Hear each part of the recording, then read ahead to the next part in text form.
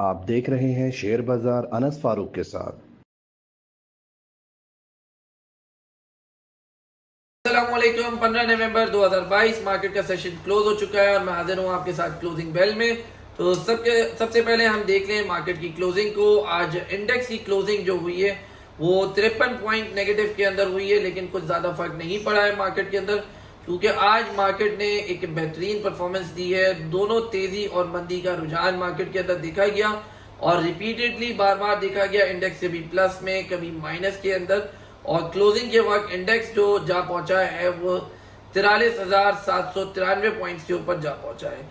अगर हम company wise बात करें तो आज 166 कंपनीज टोटल पॉजिटिव नोट के ऊपर बंद हुई हैं और 182 कंपनीज जो है वो नेगेटिव थी और 21 कंपनीज जो है वो अनचेंज रही हैं।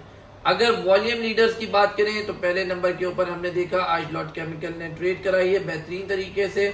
दूसरे नंबर पे पेनी स्टॉक से WTL के अंदर वॉल्यूम जनरेट हुआ है और तीसरे नंबर के ऊपर अगर हम बात करें तो TRG के अंदर हमने देखा कि आज जबरदस्त प्रॉफिट टेकिंग दिखी गई। जैसे कि वो शुरू में ऊपर की तरफ खुला था और फिर वहां से प्रॉफिट टेकिंग होना शुरू हुई तो फिर थोड़ा नीचे आया और मजीद वहां पे वो अपने आप को सस्टेन कर गया है। इसी तरह अगर सेक्टर वाइज बात करें तो टेक्नोलॉजी सेक्टर जो है वो सरफहरिस्त रहा, दूसरे नंबर पे केमिकल और तीसरे नंबर पे oil and gas exploration sector रहा है।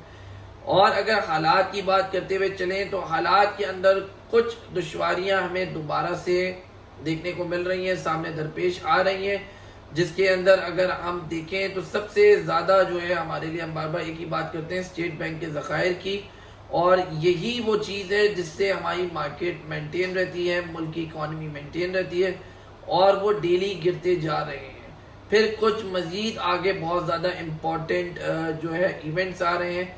25 तारीख को मॉनेटरी पॉलिसी है, 5 तारीख को लोन रीपेमेंट है। ये चीज़ें जो है आगे हमने देखना है।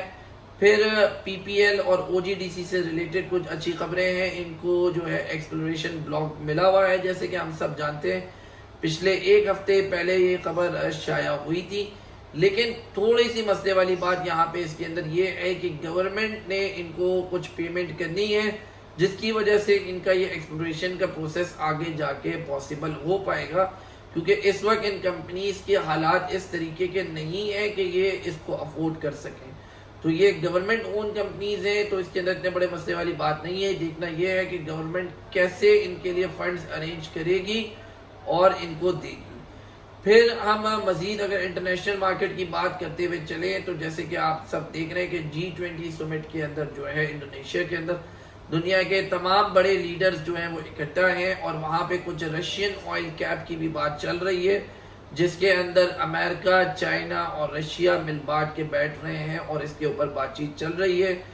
देखना ये है कि वहाँ से क्या प्रोग्रेस आएगी। तो ये भी एक हमारे लिए अच्छी बात होगी, क्योंकि जो कैप की बातें हो रही हैं वो अराउंड $65 to $75 फी बैरल हो रही है।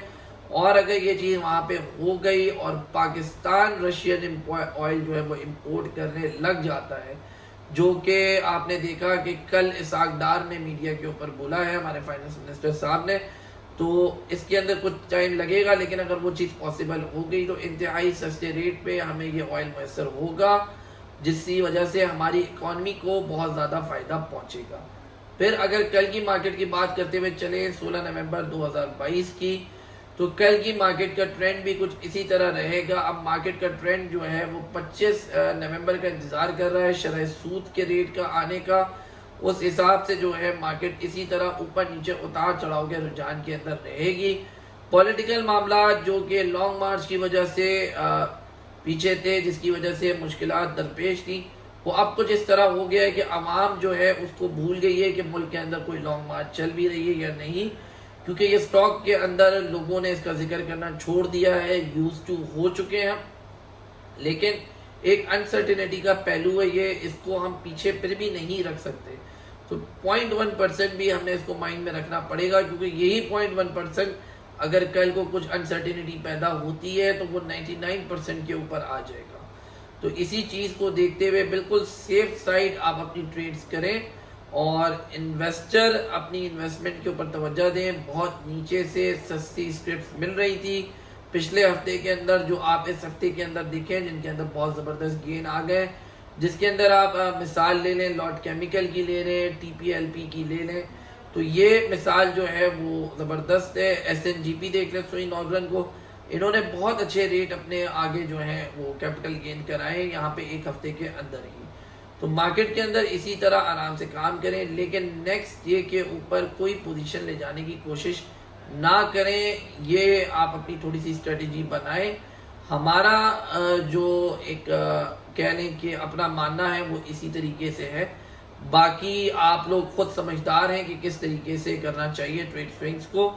और बाकी मज़ीद आप हमारे व्हाट्सएप ग्रुप को फॉलो करते रहिए। जो भी दिन की तमाम तर अपडेट्स होंगी इंशाल्लाह आपको हमारे ग्रुप के अंदर मिलती रहेंगी।